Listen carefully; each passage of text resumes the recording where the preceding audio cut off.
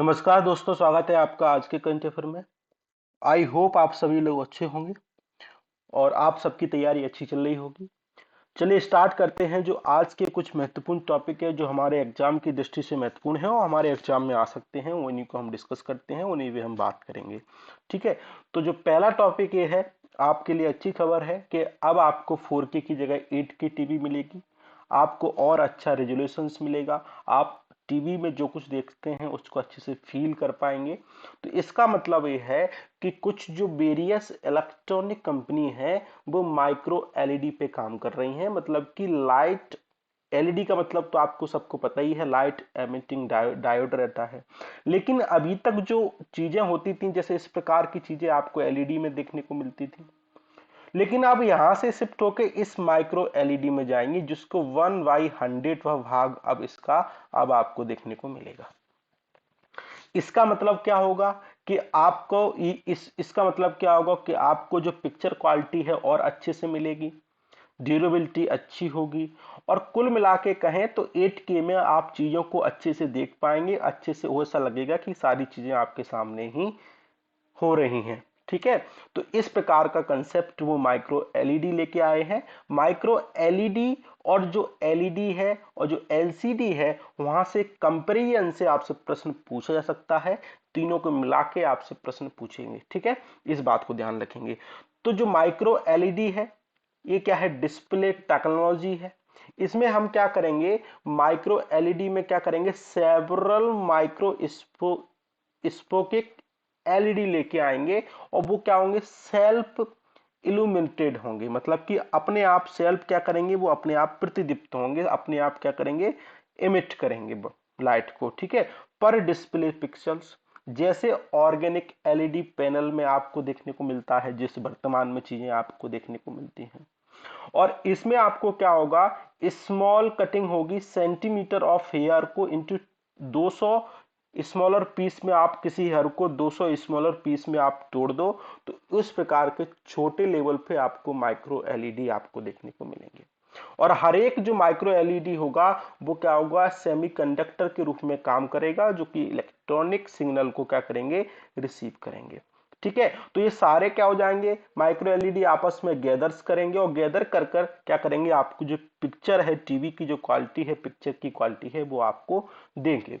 इसका मतलब है कि सारा काम हम माइक्रो लेवल पे करेंगे, और माइक्रो लेवल पे करेंगे तो इससे क्या होगा? जो पिक्चर की क्वालिटी है और शानदार होगी।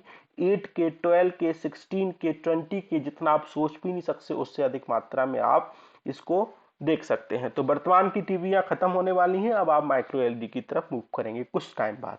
ठीक है, तो हमको पढ़ना क्या है? कंपैरिजन पढ़ना है, क्योंकि यहां से प्रश्न बन सकता है। जैसे पिक्सल टाइप की बात करें, पहले हम पढ़ते थे, पहले हम देखते थे एलसीडी, मतलब लिक्विड क्रिस्टल डिस्प्ले।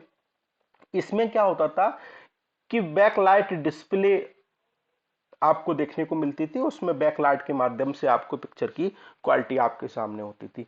लेकिन ऑर्गेनिक एलईडी में क्या होने लगा? सेल्फ एमिसिव डिस्प्ले आपके सामने आने लगी। और माइक्रो एलईडी में क्या होगा? वो भी है जो भी हमने पढ़ा कि जो प्रत्येक जो माइक्रो एलईडी मतलब कि सेमीकंडक्टर होंगे, आपस में क्या करेंगे? इम्यूलेट करेंगे, आपस में क्या करेंगे? लाइट को जनरेट करेंगे। तो सेल्फ एमिसिव डिस्प्ले आपको इधर देखने को मिलेगा।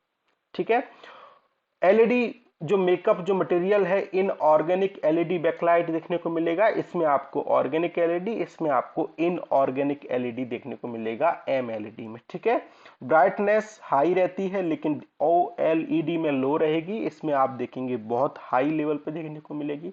लाइफ इसमें माइक्रो एलईडी का इन तीनों के अपेक्षा सबसे अधिक होगा, और रिस्पॉन्स टाइम इन तीनों के अपेक्षा सबसे अधिक आपको माइक्रो एलईडी में देखने को मिलेगा। तो तीन चीजें आपको याद रखनी है। ये तीन चीजें आप हाई लेवल पे देखेंगे, लेकिन आपको इधर देखेंगे तो आपको self emissive display just organic LED की तरह माइक्रो एलईडी में देखने को मिलेगा। लेकिन इधर आपको इन ऑर्गेनिक एलईडी देखने को मिलेगी ओएलईडी की अपेक्षा। ठीक है, तो इस बात को आप ध्यान रखेंगे, यहां से प्रश्न बन सकता है। ठीक है। तो इस प्रकार की चीजें आप देख सकते हैं। तो वर्तमान में कुछ इस प्रकार से आप फील कर पाएंगे। साइड से इसमें क्या होगा कि साइड से भी आप देख रहे हैं तो पिक्चर की क्वालिटी में आपको कोई अंतर समझ में नहीं आएगा। वर्तमान में क्या होता है, साइड से अगर आप किसी एलईडी को देखते हैं तो उसमें क्या होता है, पिक्चर की क्वालिटी आपको सही नहीं दिखती और उसमें एंगल के हिसाब से आपको क्वालिटी में अंतर समझ में आता है। ठीक है, इसके बेनिफिट क्या होंगे, वही सारे होंगे। बेटर कलर रिप्रोडक्शन आपको देखने को मिलेगा। व्यूइंग एंगल, आप किसी भी एंगल से आप देख सकते हैं, उसमें कोई आपको डिफरेंस समझ में नहीं आएगा। इसमें क्या होगा, रेजोल्यूशन फ्री होगा, आप रेजोल्यूशन की आवश्यकता नहीं है, बहुत अच्छा पहले से ही क्या होगा रेजोल्यूशन होगा।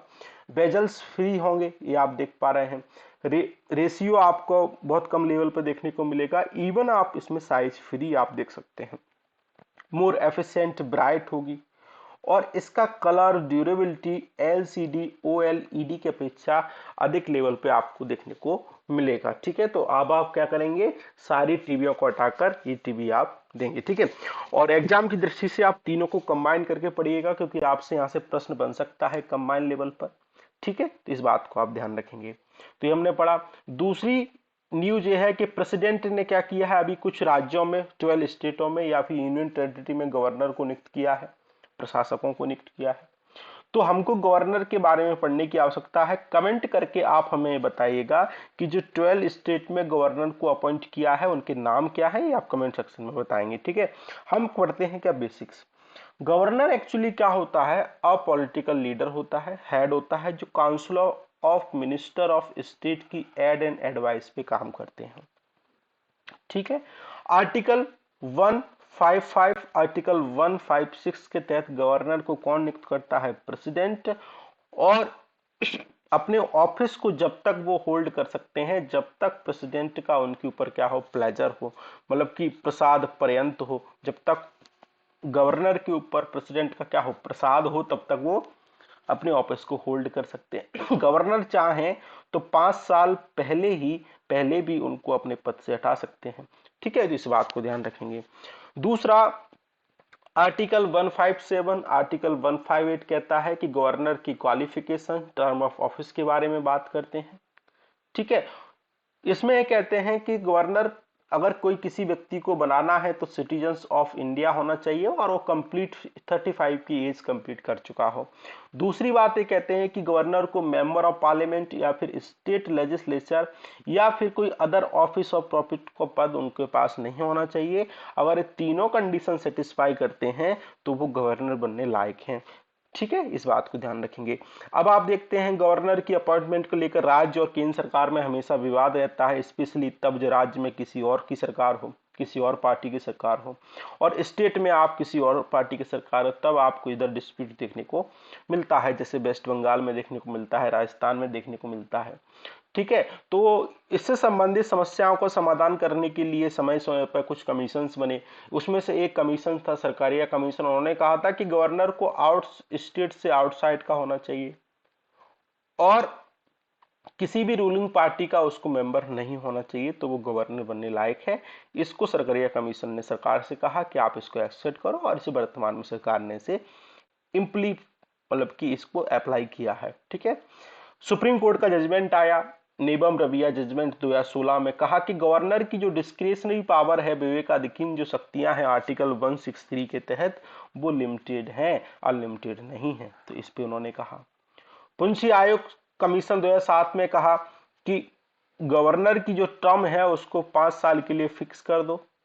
अगर उनको इस 5 साल से पहले अगर आप केंद्र सरकार रिन्यूअल करती है तो उनको स्टेट के इम्पीचमेंट की प्रोसेस के द्वारा उनको हटाया जाना चाहिए, जैसे कि सुप्रीम कोर्ट के जज, हाई कोर्ट के जज के द्वारा हटाया जाता है।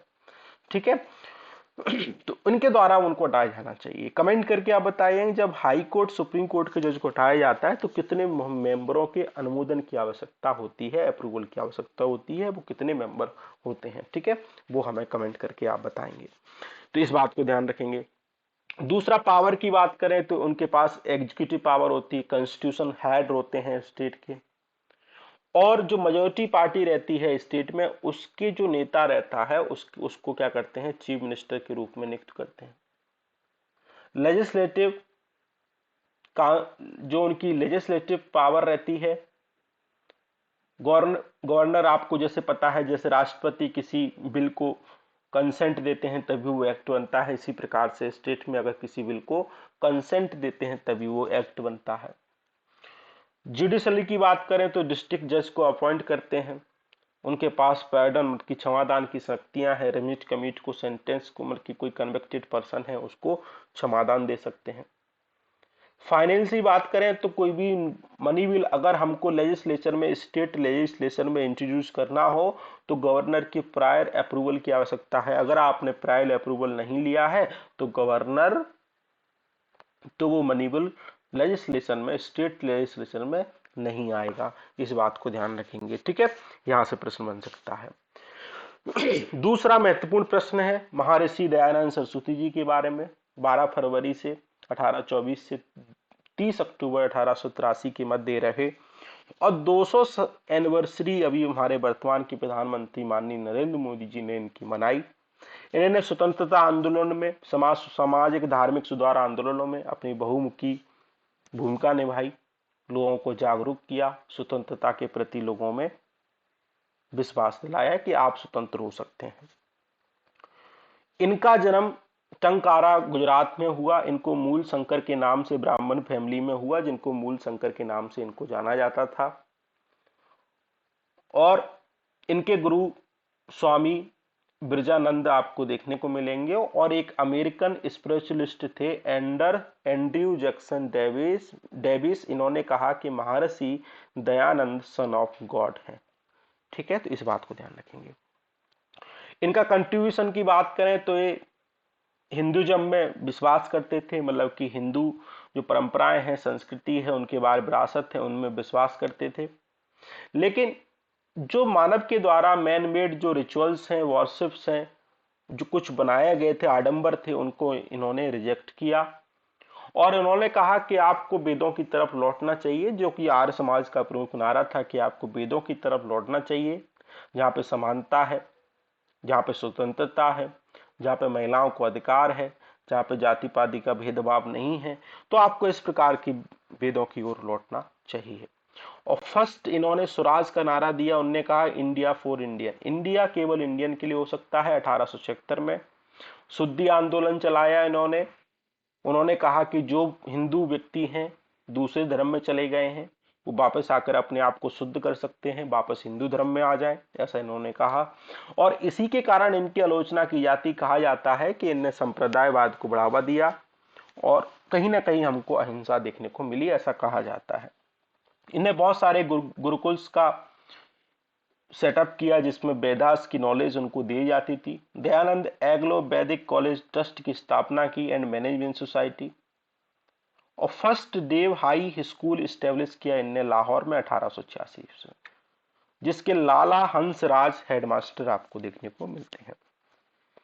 लेकिन जब आर्य समाज की बात करें तो उन्हें वैदिक धर्मा के रूप में इसको देखा जाता है। 2 बेसिक्स इनके प्रिंसिपल्स थे।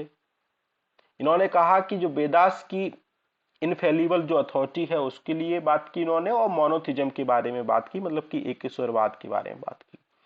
फर्स्ट आर्य समाज की स्थापना इनने 1875 में मुंबई में की, लेकिन इसका हेडक्वार्टर बाद में 1886 में इसको लाहौर में ट्रांसफर कर दिया गया, ठीक है। इन्होंने सेक्स सोशल ईवल को खत्म करने के बारे में बात की, जैसे कास्ट सिस्टम है, जो बीमन है उनके अधिकारों को दबाया जाता था, उनको खत्म करने की बात की।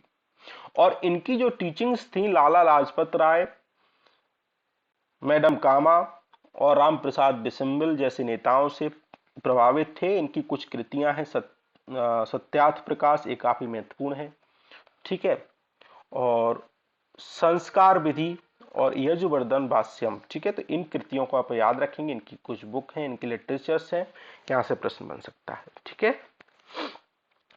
दूसरा, तीस्ता रिवर चर्चा में है। बांग्लादेश इंडिया के मध्य हमेशा विवाद का कारण बना रहता है और पश्चिम बंगाल के कारण बांग्लादेश और इंडिया के मध्य इसके मध्य कुछ समझौता नहीं हो पा रहा है। तो हमारे लिए महत्वपूर्ण है कि हम तीस्ता रिवर के बारे में तीस्ता रिवर है उसके बारे में पढ़ें। ये क्या है, ब्रह्मपुत्रा नदी की क्या है, राइट बैंक ट्रिब्यूटरी है, जैसे आप इधर देख पा रहे हैं। ये इधर आपको ब्रह्मपुत्र रिवर देखने को मिलेगी, ऊपर आपको सिक्किम से तीस्ता रिवर आएगी, राइट बैंक ट्रिब्यूटरी इसको देखने को मिलेंगी आपको। ठीक है, जब बांग्लादेश में इसको जमुना के नाम से जाना जाता है, किसको, ब्रह्मपुत्रा नदी को, और इंडिया बांग्लादेश के मध्य क्या होती है, फ्लो होती है। ये ओरिजिनेट हिमालय से होती है, 200 लेमो लेक सिक्किम में, वहां से आपको देखने को मिलती है, साउथ थ्रू वेस्ट बंगाल में जाती है बांग्लादेश में इंटर होने से पहले। इसका सोर्स पाहुरिनी ग्लेशियर, कांगसे ग्लेशियर, चाओलाओ लेक से आपको देख सकते हैं। तीस्ता रिवर का सोर्स हम इन ग्लेशियरों के माध्यम से देख सकते हैं कंबाइंड रूप से। तो इनका सोर्स है, तो इसको आप याद रखेंगे, यहां से प्रश्न बन सकता है। लेफ्ट बैंक ट्रिब्यूटरी की बात करें तीस्ता की, तो आपको लाचुंग देखने को, लाचुंग चाहू देखने को मिलेगी, चाकुंग चाहू देखने को मिलेगी, दिक चाहू, रानी कोला और रंगपो चाहू।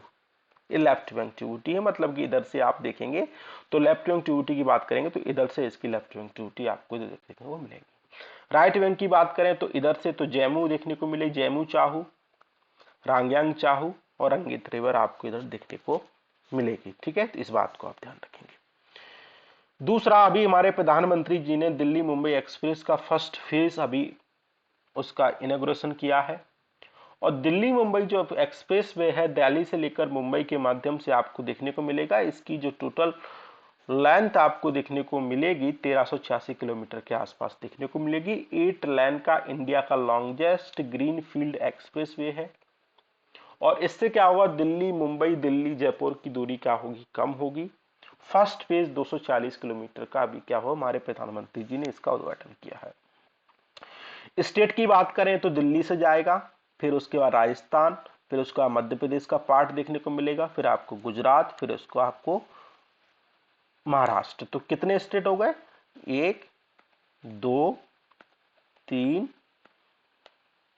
4 और 5 स्टेटों से ये होके जाएगा, जिसमें सबसे अधिक अगर इसमें बात करें तो 245 किलोमीटर जो सबसे अधिक है वो मध्य प्रदेश से होकर जाएगी, नहीं सबसे अधिक आपको राजस्थान से होकर जाएगी, उसके बाद आपको नो सबसे अधिक आपको गुजरात से होकर जाएगी, उसके बाद आप राजस्थान, फिर उसके बाद मध्य प्रदेश। ठीक है, तो इस बात को आप याद रखेंगे, यहां से प्रश्न बन सकता है। दूसरा, वासनी मिशन चर्चा में है। वासनी मिशन का मतलब है कि आप किसी अन्य कोई फॉरेन लैंग्वेज है आपको समझ में नहीं आ रही है, तो फॉरेन लैंग्वेज का जो ट्रांसलेशन है लोकल लैंग्वेज में हो जाएगा।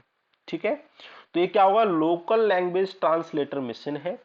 इससे क्या होगा कि भाषा का जो लैंग्वेज है उसके कुछ बैरियर्स हैं, आपस में कम्युनिकेशन नहीं हो पाता है, उस कम्युनिकेशन को खत्म करने के लिए इसको लॉन्च किया गया। अब क्या कर रही है सरकार, वासनी मिशन का उपयोग करके यूपीआई इकोसिस्टम को और भी बढ़ाना चाहती है, कि इनको लोकल लैंग्वेज में यूपीआई सिस्टम को लाना चाहती है। किसका उपयोग करके, वासनी मिशन का। ठीक है, ताकि अधिक से अधिक इसमें कोई लैंग्वेज बैरियर ना आए, और हमारा जो यूपीआई सिस्टम है, ऑनलाइन जो ट्रांजेक्शन का सिस्टम है, वो अधिक से अधिक बढ़े। इस प्रकार से नीट में था तो हमने पढ़ लिया, दोनों चीजें पढ़ ली। दूसरा, ऑपरेशन दोस्त चर्चा में है, जैसा सीरिया यूक्रेन में हमको देखने को मिला। यूक्रेन अर्थ की काफी बड़ी मात्रा में आया, काफी बड़ी मात्रा में लोगों की जान गई। Arabian plate, Arabian ocean plate, और जो तुर्की जो प्लेट है वो आपस में उसका क्या हुआ, अरेबियन प्लेट का नॉर्थ की तरफ डायरेक्शन में मूवमेंट हुआ, और तुर्किश का आपको इधर वेस्ट की तरफ मूवमेंट हुआ, तो इसके कारण वहां पे भूकंप आया। इसको हमने पिछले के लेक्चर में पढ़ा।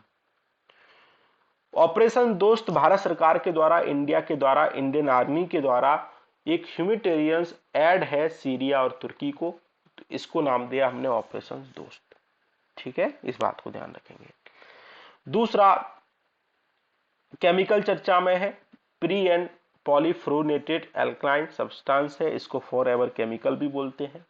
न्यू स्टडी सामने आई है कि ये वाला केमिकल है, इसका टॉक्सिक लेवल अलार्मिंग लेवल पे आपको देखने को मिल रहा है, और फॉरएवर, इसको फॉरएवर केमिकल के नाम से भी जानते हैं। नॉर्वेजियन जो आर्कटिक आइस है वहां पे बहुत सारी वाइल्ड लाइफ लेवल है, वहां पे इससे प्रभावित हो सकती है। ठीक है, ये परसिस्टेंट केमिकल है, और ये आपको नेचर में नहीं देखने को मिलेगा, मतलब कि नेचर में देखने को मिलेगा लेकिन ये आसानी से टूटता नहीं है, आसानी से डिग्रेड नहीं होता है नेचुरल इन्वायरमेंट में। ये आपको पीपल और वाइल्ड लाइफ के आपको बॉडी में ब्लड वेसल्स में आपको देखने को मिलेगा।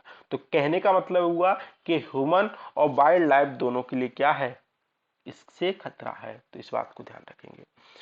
दूसरा, साइप्रस चर्चा में है। अभी यहाँ पे इलेक्शंस हुआ है तो यहाँ के नए प्रेसिडेंट बने हैं, तो कमेंट करके बताएंगे उन प्रेसिडेंट का नाम क्या है, हम केवल मैपिंग पढ़ेंगे।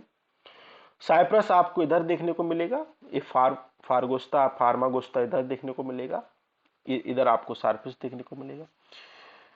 और तुर्की और साइप्रस में हमेशा विवाद का कारण बना रहता है, तो ये हमेशा आप ध्यान रखिएगा किस किस के मध्य विवाद का कारण बना रहता है। ये तुर्की वाले बोलते हैं कि हमारा पार्ट है, साइप्रस वाले बोलते हैं कि हमारा पार्ट है, तो इसके कारण ये विवाद का कारण बना रहता है। तो इसकी लोकेशन से आप याद रखेंगे, मेडिटेरियन सी में आपको देखने को मिलेगा। अदर कंट्री की बात करें तो इधर आपको सीरिया, लेबनान, इजराइल, इधर आपको इजिप्ट, इधर आप और आएंगे तो और कंट्री लगेंगी, तो मेडिटेरियन सी से बहुत सारी कंट्री आपको इधर देखने को मिलेंगी। और यूपीएससी का क्या है, फेवरेट टॉपिक है, यहाँ से प्रश्न आता ही आता है। अब कौन सा होगा, ब्लैक सी, तो यहाँ से प्रश्न आने की संभावना है। ठीक है, तो आप इसको अच्छे से पढ़िएगा, अच्छे से मैपिंग करिएगा। और आज के डिस्कशन में इतना ही था। आई होप आपको पसंद आया होगा। Thank you.